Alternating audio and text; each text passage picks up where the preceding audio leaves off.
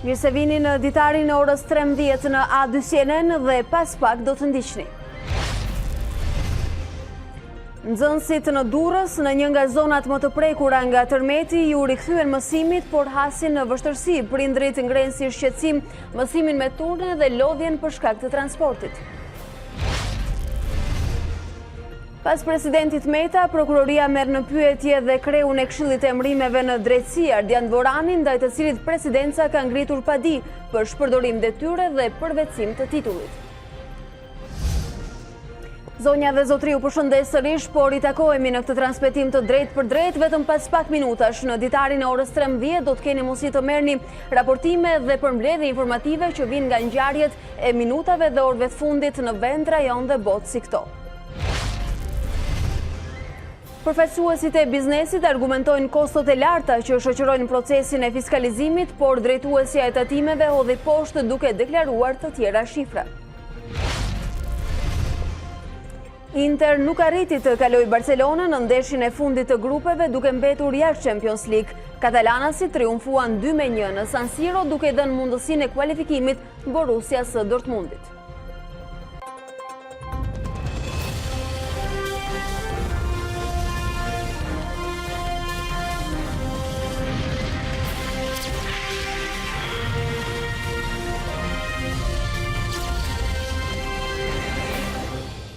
Me agendën e aktualitetit në vend e nisim edhe këtë hapësirë informative në ekranin e A2CNN. Kreu i Këshillit të Emërimeve Ardian Dvorani vijon të pyetet në prokurorinë e Tiranës lidhur me padinë e kreut të shtetit Ilir Meta. Dvorani mësohet se mori një fletëthirrje për të dëshmuar në organin e akuzës lidhur me padinë e gritur ndaj tij nga presidenti Ilir Meta, ku e akuzon për shpërdorim detyre dhe përvetësim të titullit. Ndërkohë, brenda javës në prokurorinë e Tiranës do të pyeten edhe 10 anëtarët e Këshillit të Emërimeve në Drejtësi. Presidenti Meta e akuzuar Dvoranin si ushtar të partisë, sulme që nisën gjatë procesit të përzgjedhjes së anëtarëve të gjykatës kushtetuese nga presidenti dhe parlamenti, në bazë të listave me kandidatë radhitur përmes një sistemi pikëzimi nga Këshilli i Emërimeve në Drejtësi.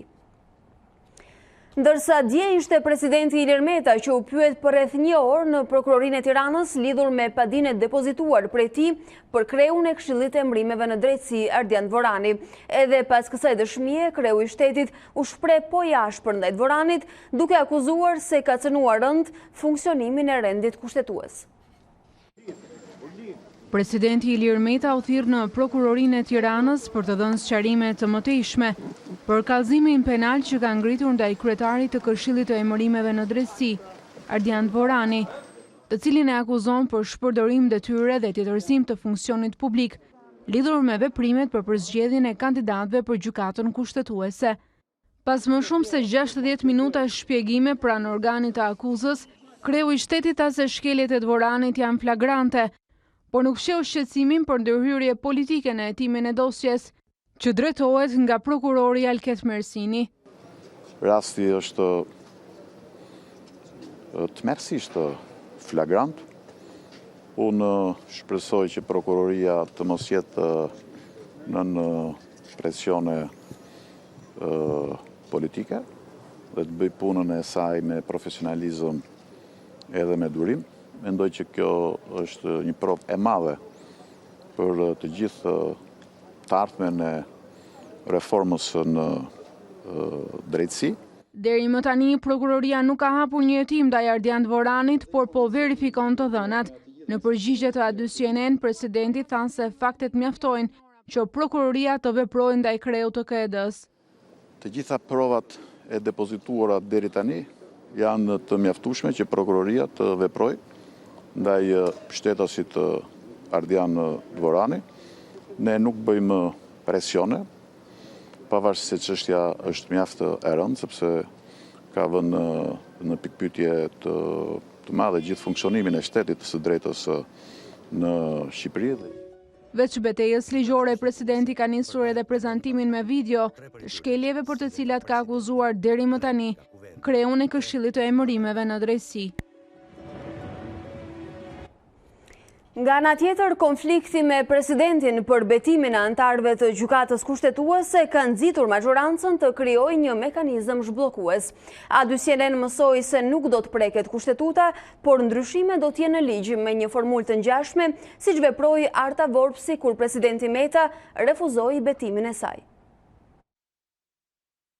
Firmat janë mbledhur. Majoranca do ta zgjidhë me ligj ngërçin e krijuar me presidentin Meta sa i përket betimit të antarëve të rinj të gjykatës kushtetuese, duke ndryshuar ligjin për funksionimin e kësaj trupe.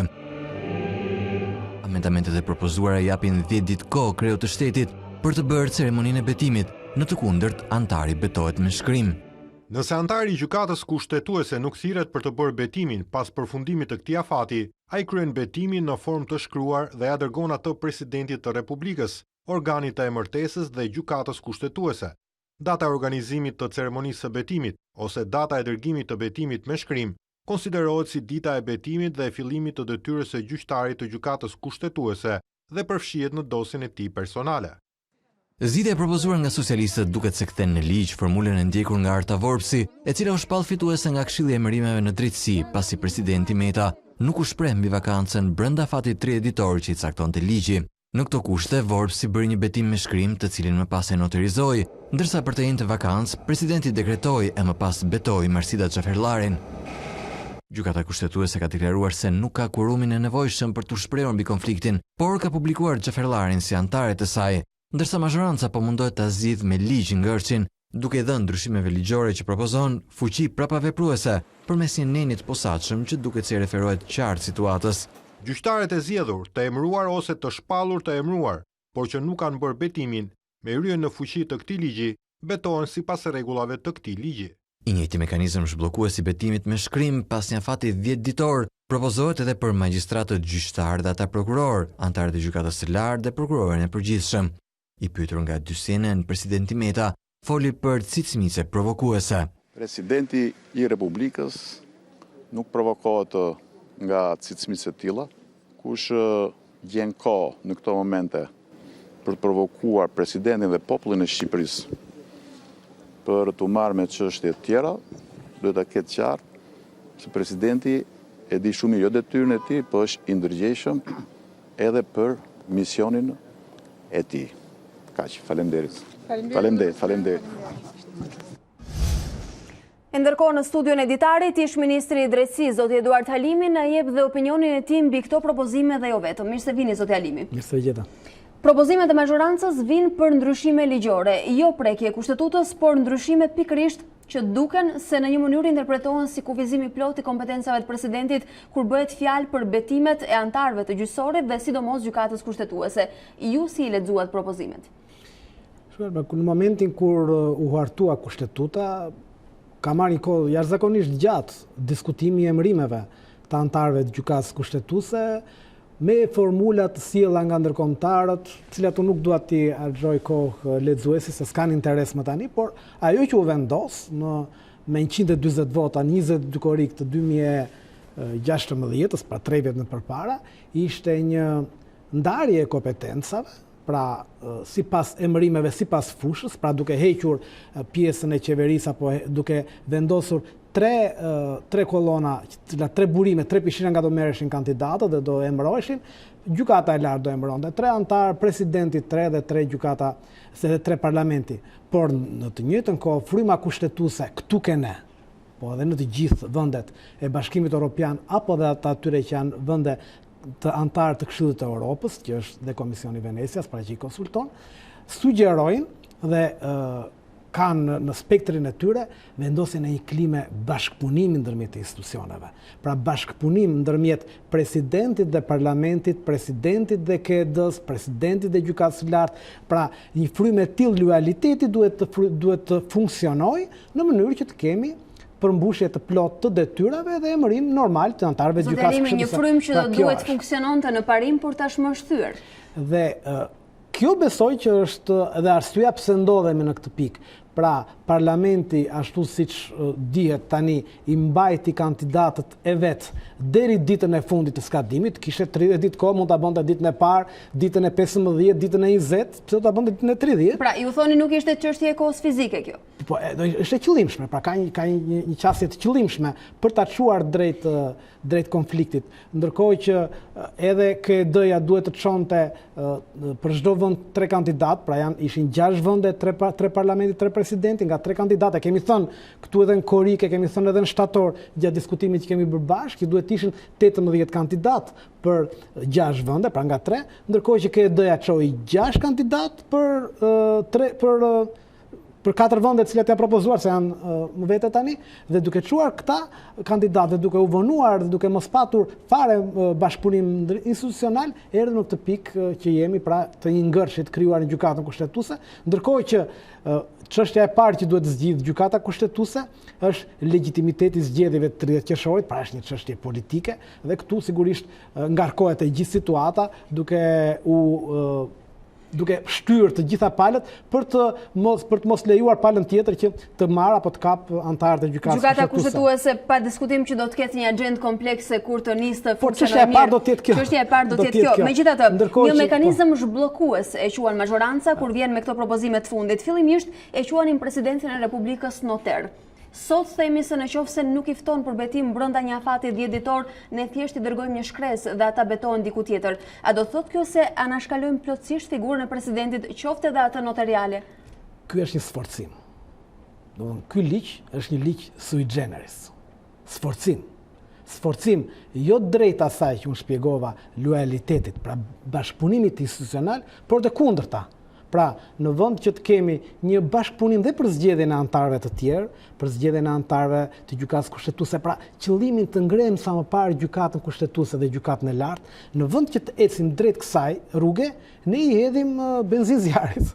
Pra, në momentin kur jemi në konflikt, çfarë bëjmë ligj që ne ta anashkalojmë institucionin e presidentit apo ta anashkalojmë kompetencat presidenciale, të cilat janë të thëna qartësisht në kushtetut dhe jo vetëm në kushtetutën tonë, por janë në çdo kushtetutë. Mendoni tani një ligj të tillë ta propozonim në Itali, ku ti thonim që nuk ka nevojë që të shkojmë ke presidenti, gjyqtarët e gjykatës kushtetuese, por mund të betohen në një vend sekondar siç ishte noteri në rastin e zonjës Vorpsi. Në Flanës, po them. Megjithatë, është një gjë që është sa absurde, sa sui generis, por edhe absurde, por është një qasje e sforcuar, se nuk është zgjidhje, nuk e shoh si zgjidhje, por e shoh si një qasje të sforcuar për ta anashkaluar kompetencat e presidentit. Ata e quajnë një zgjidhje të momentit për të zgjidhur ngërçin ku e shohin aktualisht situatën me procesin e betimeve. Megjithatë, praktikisht, a është kjo një lloj mënyre për të legjitimuar atë çfarë ata bën de facto? Me zonjën Vorpsi e dekretua në një vend tjetër, u betua në një vend tjetër dhe sot presupozohet se do të ulet në të njëjtën karrige me zonjën Xhaferllari.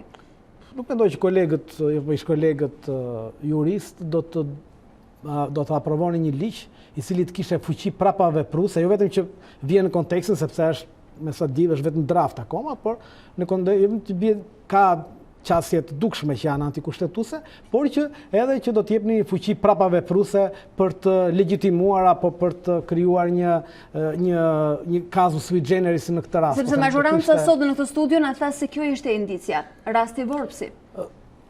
Jetojmë në një situatë tërësisht të paimagjinueshme. Domethënë jemi ndoshta vendi i vetëm që në gjithë rajonin që jemi në një situatë paimagjinueshme ku një parti ka të gjitha vendet parlament. Dhe kur i ka të gjitha vendet parlament, sigurisht që mundet që të miratojë edhe një ndryshim në kushtetut ku thotë që kryeministri është dhe president. Domethënë situata absurde e tilla apo të mund të jetë. Pra presidentëve të ri të panjohur, sa po them, kemi një qeveri që i ka të gjitha, ka edhe pushtetin lokal, ka edhe parlamentin, dhe ushtron të gjithë gjithë pjesë të pushteteve, cilat në kushtetut, në çdo vend demokratik janë të ndara, pra kemi check and balance. Çdo qasje e tillë sui generis mund të justifikonte vetbesimin apo delirin në një moment caktuar, por gjithmonë duhet menduar. Domethënë, meqense kthehem, kam një eksperiencë jo të shkurtër në politik kur kam qenë, pra gjithmonë duhet menduar ajo që vjen pas. Pra, çdo të ndodhte nëse në këtë situatë kryeministri do të ishte, po them, Lulzim Basha dhe do të ishte president, po them Edi Rama, po do ishte dikush tjetër. Pra, duhet menduar kjo sepse ligji nuk bëhet për një javë dhe për një muaj, po mendohet do të ketë një kohë zgjatje të gjatë, do ketë një sigurisht për të ardhmen edhe të praktikës së tij. Të bësh zgjidhje të sforcuara kur të bien mbi kokë nesër, jo vetëm që nuk besoj se do qëndronin, por që nuk duken as racionale, domethënë nuk duken as racionale. Megjithatë, duke menduar për të ardhmen dhe për veprimet të cilat mund vinë pas këtij zhvillimi që vjen si propozim nga majoranca, besoni se kështu i shtojmë edhe një dosje tjetër komplekse gjykatës kushtetuese? Gjykata kushtetuese do ndodhet në një kompleksitet të jashtëzakonshëm, por problemi kryesor është ngritja një herë. Kjo nisëm që bëhet nuk çon në ngritjen e gjykatës, pra në ngritjen e një gjykate kushtetuese që të jetë e lirë dhe e pavarur dhe e paanshme. Duke bërë zgjidhje të sforcuara, nuk na çojnë drejt kësaj. Dhe do të mendoj që do ta komplikojë akoma më shumë, pra ndoshta edhe nga presidenca do të ketë përsëri kundërshtim. Gjykatën kushtetuese. Do vazhdojmë përse në vend që të shkojmë drejt një bashkëpunimi lojaliteti për ta ngritur gjykatën kushtetuese, sipas formulës që është në kushtetut, tani i ka një parti, i ka të gjitha, nuk është e menduar kjo që i kështë të gjitha, po dakord ajo i ka, nuk është faj njërët apo tjetrit, opozita ka lënë mandatet, dhe është vendimi saj, dhe i ka ajo, do të emëroj 3 antarët e vetë, 3 antarët do ketë presidenti, 3 antarët gjykata e lartë. Qose ne mendojmë që t'i marrim të 9, do t'i marrim njëra forcë politike, atëherë kjo shkon përtej çdo lloj fantazie pasaj. Sërish një president i ri.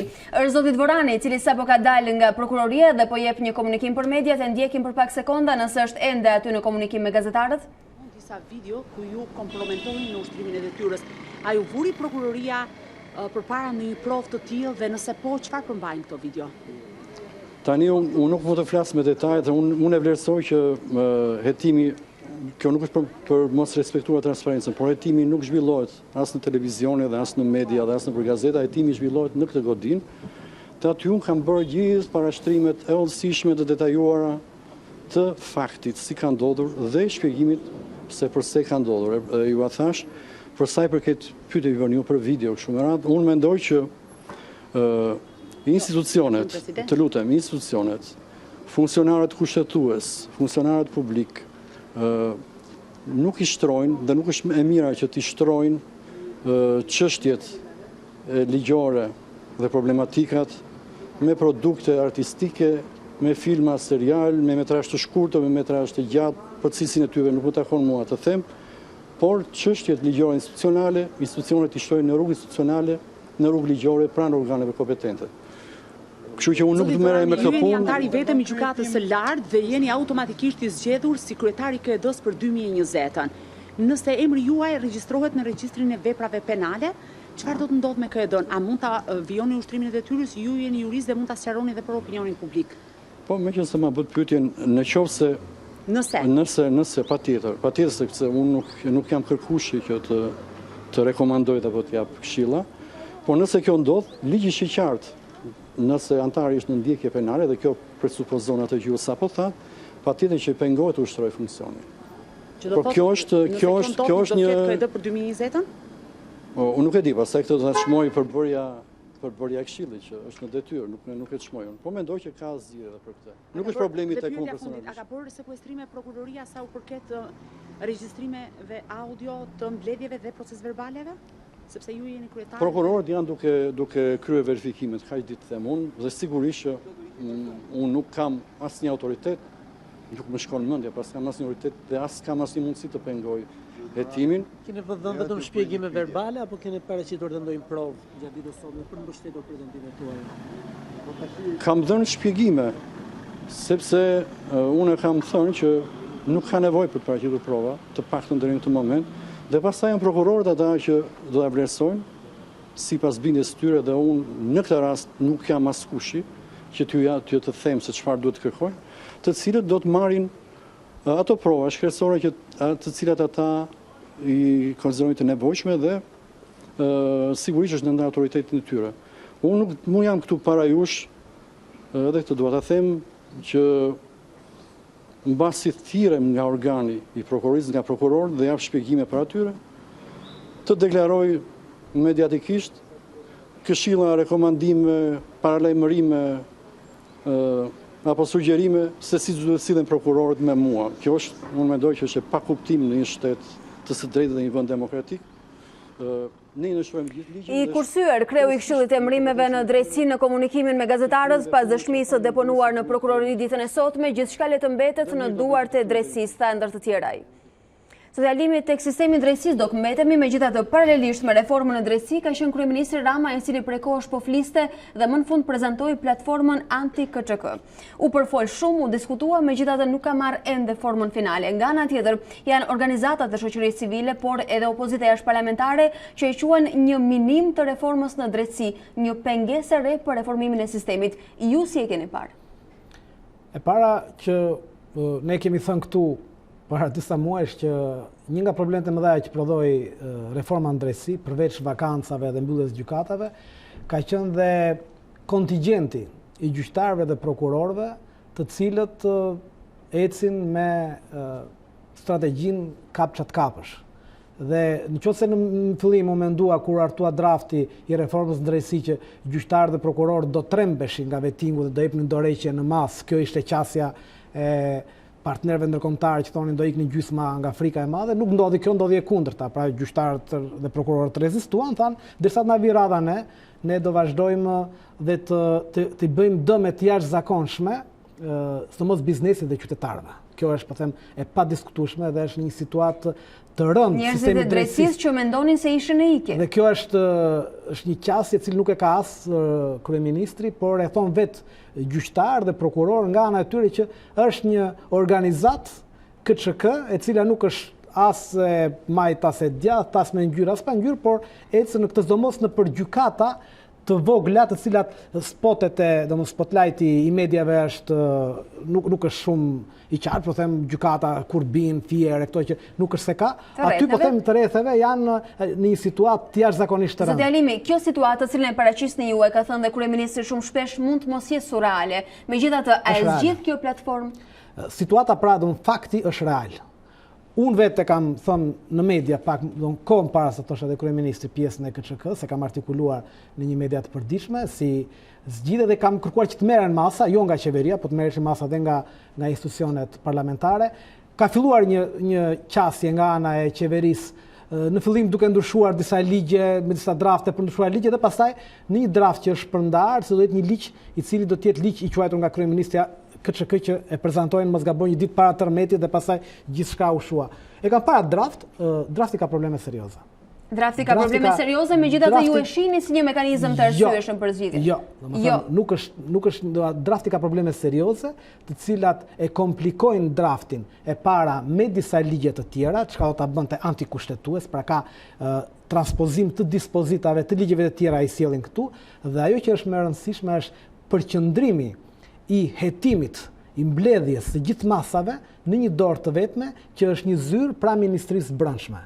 Kushdo të jetë ministri i brendshëm, pra gjithmonë themi me atë, sot është ministri i brendshëm Sandro Lesha, nesër do jetë, nuk e di, Klevis Balliu, po them, ministri i brendshëm, kushdo që të jetë nuk mund ta ketë këtë pushtet, këtë kompetencë dhe kjo gjë është qartësuar të paktën me 4 vendime të gjykatës kushtetuese. Jemi në sekondat e fundit. Nëse një mekanizëm dhe platformë e tillë sidoqoftë është e nevojshme për sistemin, a do thotë kjo se ka boshllëqe dhe vakume në reformën e drejtësisë, e cila ka pasur edhe ekspertizën ndërkombëtare, Obdat dhe Euralius? Boshllëqe kanë ardhur për shkak të vonesave, por ky draft në një analizë të shkurtër që unë me stafin kemi bërë, nga 42 nene, 21 prej tyre, pra 50% e neneve, o bien në kundërshtim të hapur me kushtetutën, o në kundërshtim të hapur me kodin e procedurës penale, ose me nenin 6 të Konvencijës Europiane të Drejtave të Njeriut.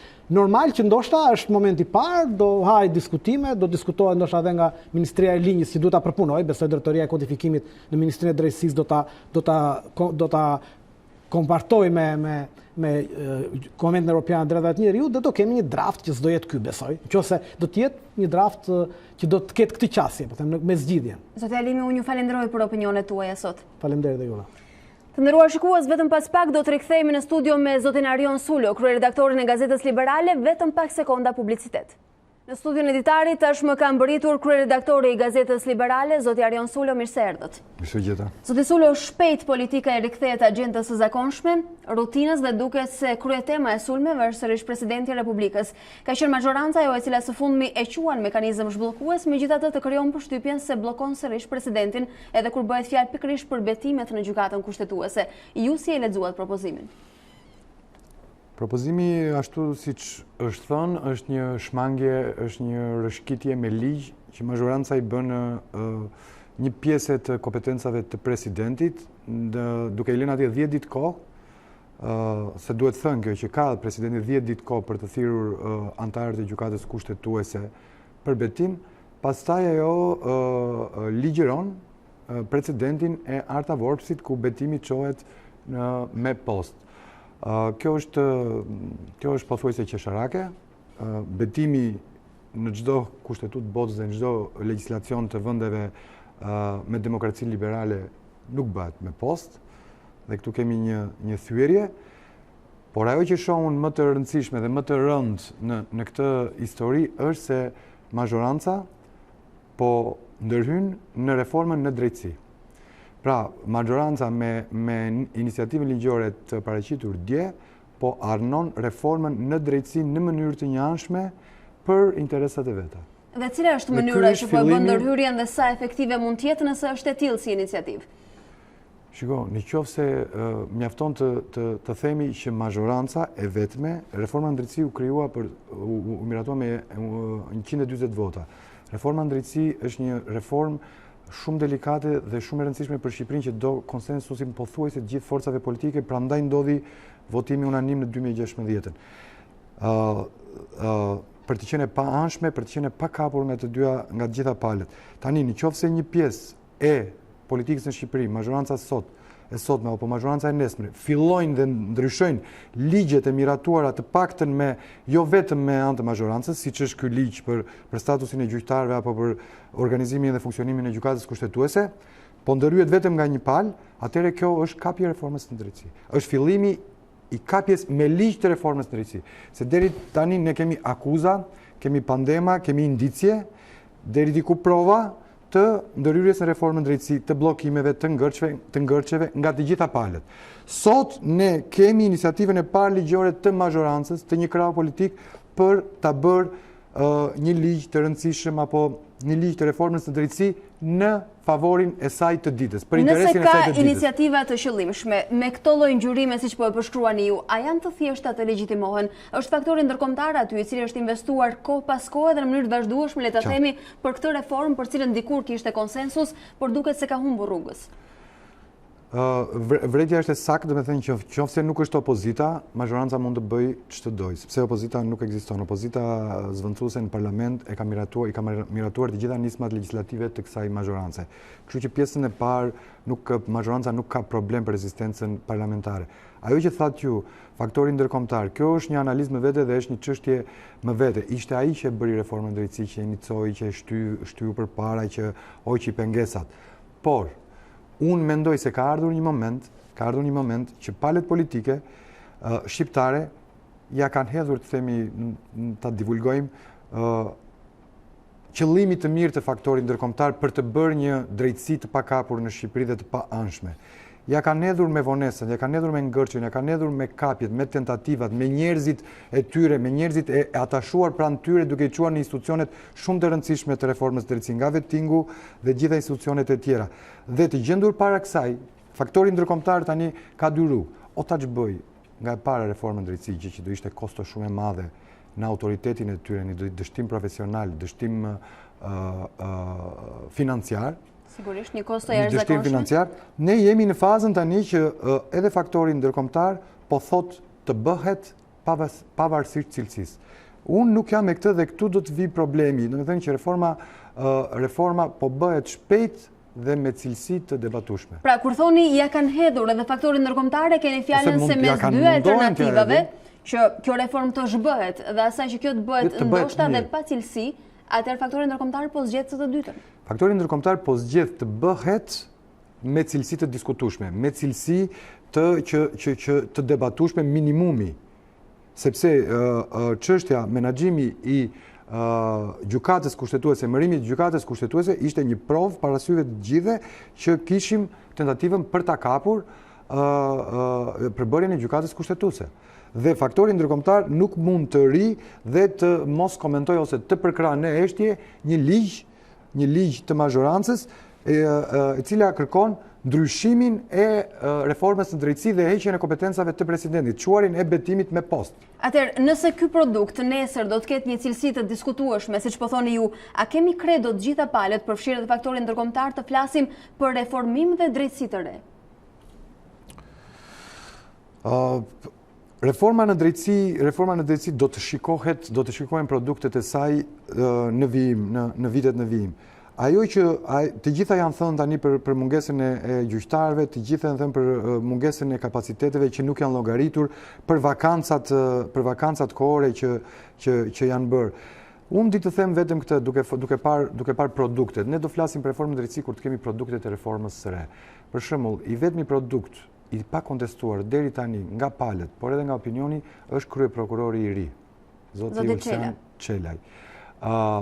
Por edhe ai ka një sfidë në ditët në vijim të menjëhershme ta zëm me tërmeti me përgjegjësinë e shëmbjesë disa të shumë ndërtesave dhe humbjen e 51 për shkak të tyre dhe humbjen e jetës 51 njerëzve.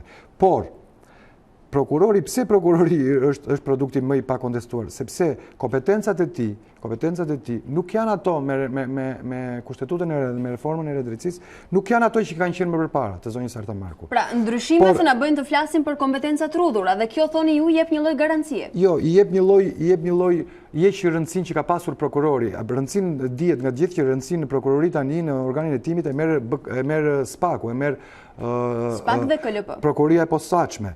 E cila edhe ai nga ana e vet ka 8 antar, duhet kishte 10. Edhe ai do ngrihet në datën 19 për 20 dhjetor. Pra këtu kemi një shpejtësi. Prandaj kur më pyesin do të thënë që a kemi më kredo, a duhet ta besojmë reformën e drejtësisë, është një pyetje për $1 milion. Shumë thonë jo, e kupton, po unë nuk guxoj të them që nuk duhet ta besoj sepse kjo do ta minonte në opinionin publik edhe një gjë për të cilin ne shpresojmë se mund të ndryshojë diçka në klasën politike dhe në udhëheqjen apo në drejtsinë e këtij vendi.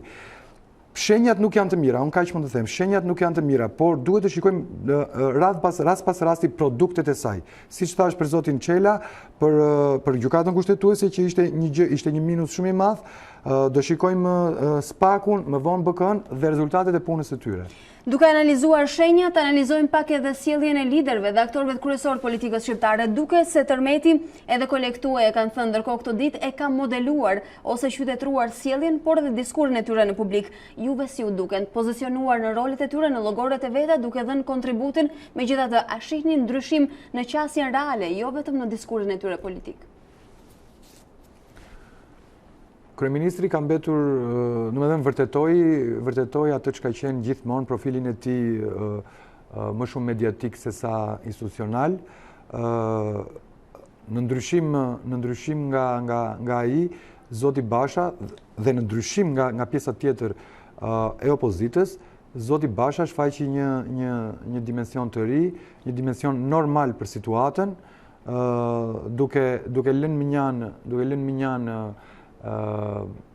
politikën e ditës, siç dhe pritej, dhe duke kaluar në propozime konkrete.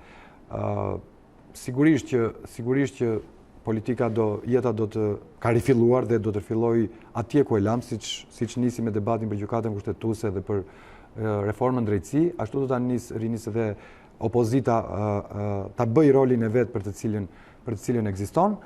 Por kjo ishte ajo që vjet re, domethënë, dhe zoti Basha bëri mirë që nuk pranoi, për mendimin tim, një takim sërish që do kishte vetëm me zotin Rama, që do kishte vetëm vlerë propagandistike dhe asnjë vlerë reale, pasi dhe siç u pa 2-3 propozime të tij qeveria i mori për qerat, për shpalljen e emergjencës. Megjithatë, edhe në kohën e fatkeqësisë natyrore kishte një këmbgulje për tryezën e përbashkët. Po sepse ishte përpjekje nga ana e zotit Rama që të ishte zëri i vetëm i të vërtetës, zëri i vetëm i transparencës, zëri i vetëm ose personi vetëm që kujdesej, që dinte dhe ishte pranë njerëzve vetëm ai në çdo moment, dhe duke marrë median, duke të sulmuar median, domethënë kërkoi ta anashkalonte atë, por nga ana tjetër. Se shmank një zë alternativ, është vetëm kaq. Jo, shiko, në demokraci funksionon ekzekutivi, funksionon qeveria, mazhoranca, funksionon opozita, media dhe drejtësia. Në rastin konkret, zoti Rama kërkoi që median ta asgjësonte, thonjza, dhe nga ana tjetër opozitën ta merrte në tryezë. Dhe ti thoshte shqiptarëve nga ajo media që ai e quan Kazan, që ne jemi të gjithë bashkë, por me çfarë mekanizmash opozita do të mund të operonte, të ishte institucionale, kur nuk ka asnjë pushtet? Çfarë do ishte kjo? Do ishte qeveri e përbashkët, apo do ishte komiteti i rëndërtimit së bashku me opozitën, pa të drejtë vote, pa të drejtë vendimarrje?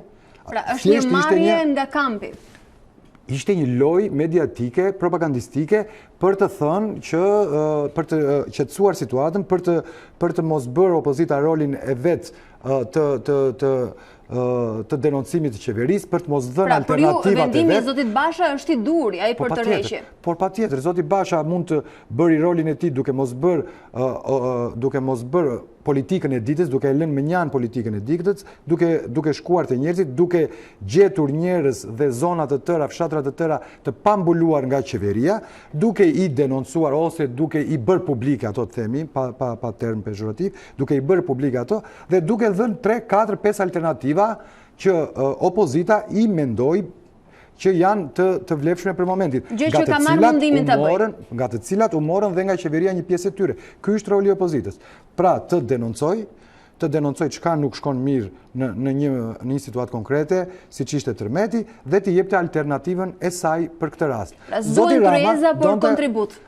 Sigurisht, zoti Rama donte ta merrte këtë kontribut, ta quante si të vetën dhe të thoshte që ja, ky është kontributi i qeverisë tani dhe ju s'keni çfarë të thoni, gjithë punët po bëhen mirë, kur punët nuk po bëhen mirë. Unë ju falenderoj që ishit sot në studion e Ditarit. Faleminderit juve.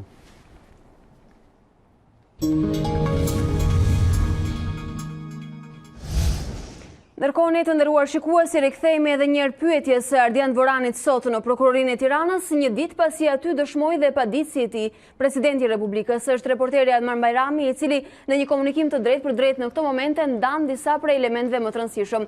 Armand, çfarë vlen veçohet nga ajo që ka ndodhur sot aty, edhe nga komunikimi i fundit që zoti Dvorani pati me ju gazetarët?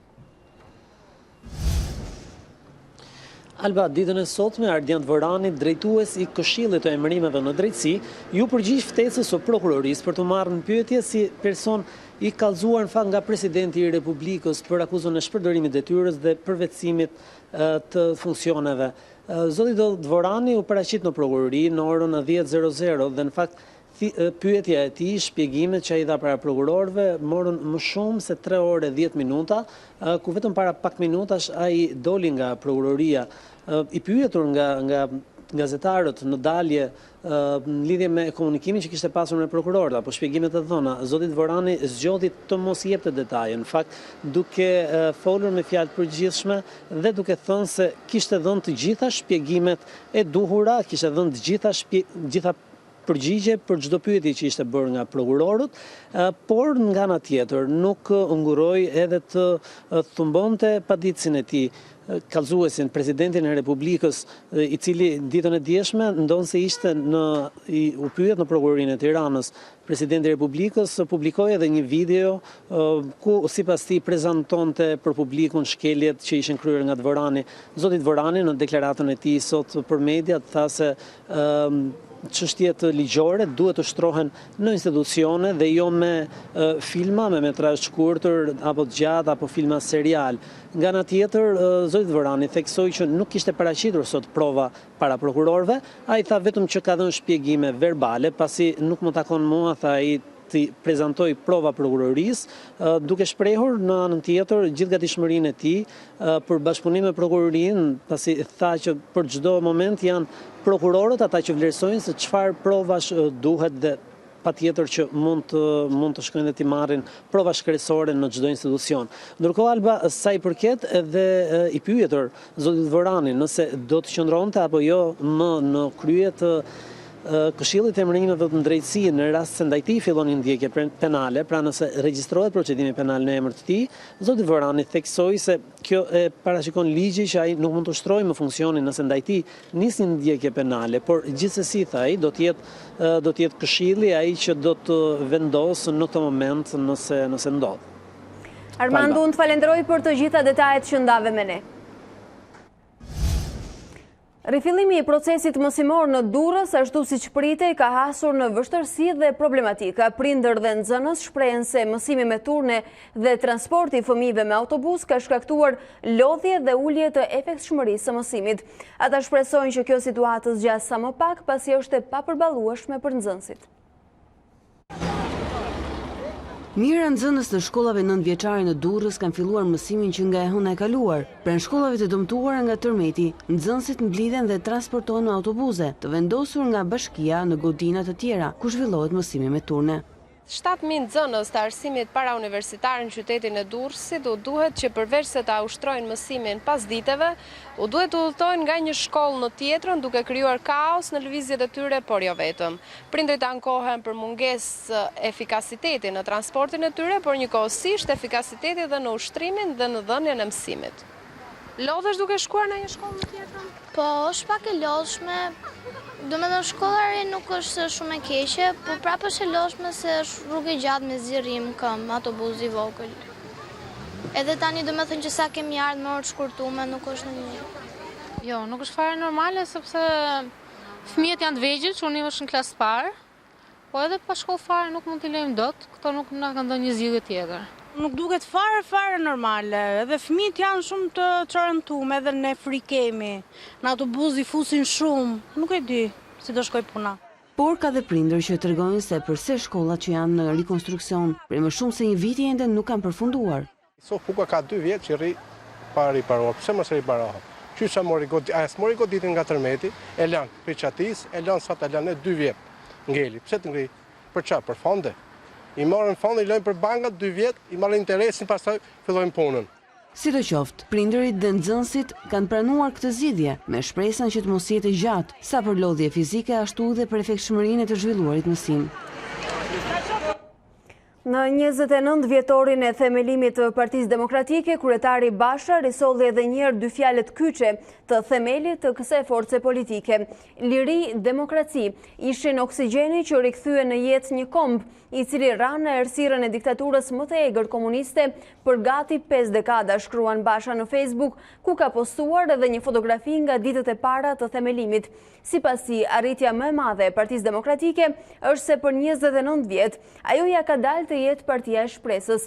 Sot shqiptarët i kanë sytë nga ne për të finalizuar misionin për të cilin u themelua Partia Demokratike si garante e lirisë, e demokracisë dhe e mirëqenies së qytetarëve shqiptar, pohon kryedemokrati. Më herët Partia Demokratike kishte vendosur që për shkak të situatës së krijuar nga tërmeti i 26 nëntorit të anulonte ceremoninë e festimit të ditëlindjes së saj dhe fondet e planifikuara për pritjen të shkonin në ndihmë të familjeve në nevojë. Drejtoresha e tatimeve, Delina Ibrahima, i ka hedhur poshtë kostot e publikuara nga kompanitë e kasave fiskale për fiskalizimin. Ajo ka deklaruar se Ministria e Financave nuk ka ende një shifër zyrtare se sa do të paguaj biznesi për fiskalizimin, ndërsa ka shtuar se kostoja mujore e mirëmbajtjes për llogaritet 7 deri në 10 euro. Një pjesë e subjekteve do ta përfitojnë falas aplikacionin përmes të cilit do të gjenerojnë faturat në mënyrë elektronike, vendimi i cili sipas saj do të miratohet nga Këshilli i Ministrave.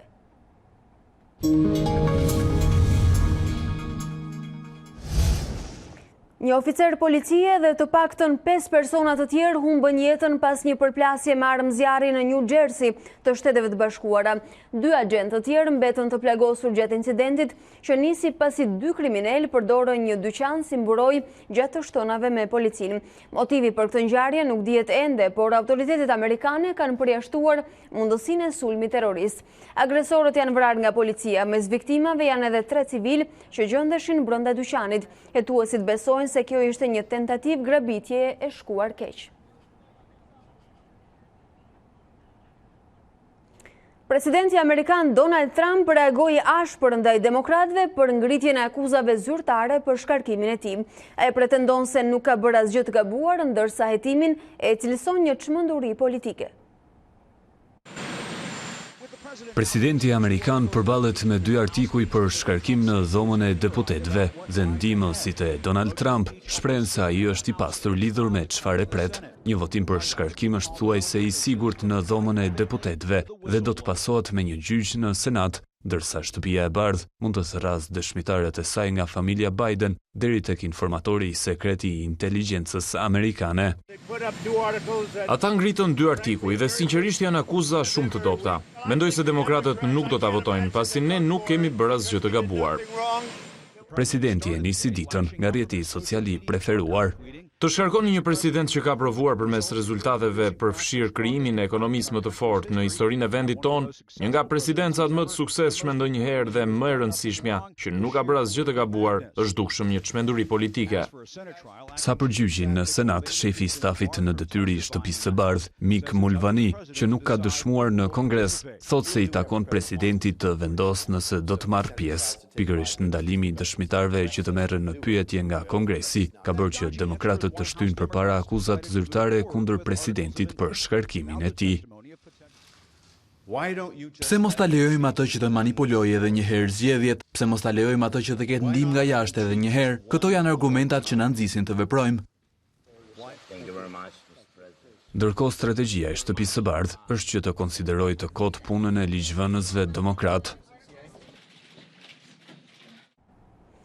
Vetëm disa orë pas ngritjes së akuzave zyrtare, presidenti Donald Trump u takua me kryediplomatin rus Sergej Lavrov. Kreu i Shtëpisë së Bardhë priti në fshehtësi të plot ministrin e jashtëm të Moskës në zyrën ovale, ndërsa u rikthye sërish hija e ndërhyrjes në zgjedhjet e 2016-s. Administrata amerikane tha se është një rastësi që vizita e zyrtarit të Kremlinit vjen pikërisht në këto momente. Megjithatë, gazetarët, kamerat dhe fotografët nuk janë lejuar të marrin pjesë në takimin e Trump me Lavrov. Madje nuk është publikuar as edhe një imazh i vetëm nga Shtëpia e Bardhë. Ndërkohë më herët në një konferencë me sekretarin e Shtetit Mike Pompeo, Lavrov mohoi edhe një herë ndërhyrje në zgjedhjet amerikane të 2016-s, ndërsa akuzoi Kongresin se po tenton të prish marrëdhëniet mes Rusisë dhe Shteteve të Bashkuara.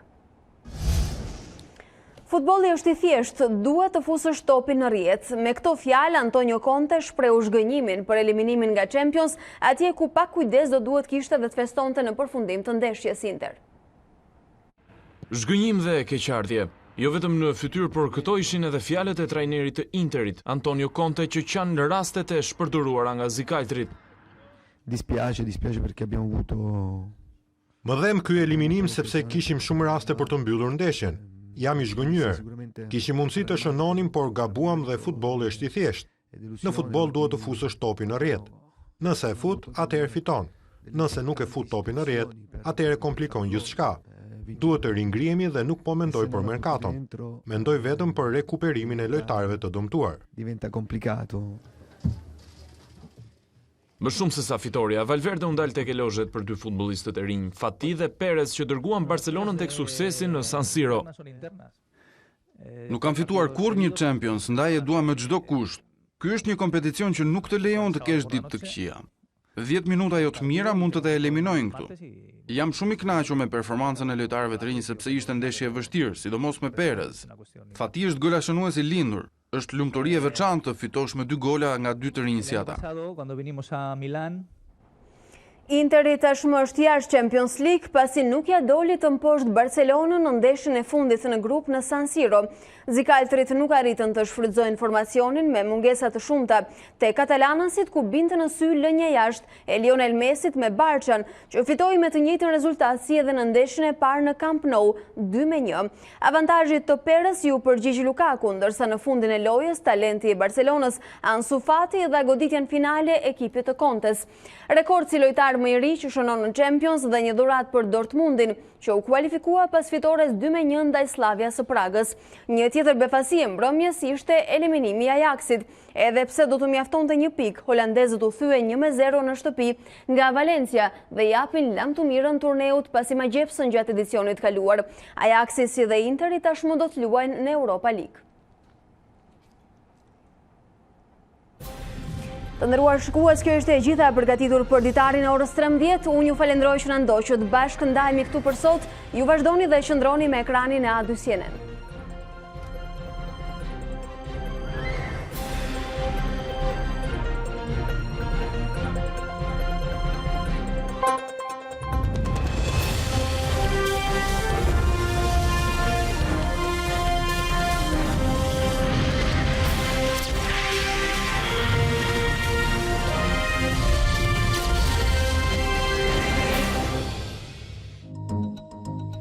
Unë jam Alba Lishani dhe ky është Ditari në A2 CNN.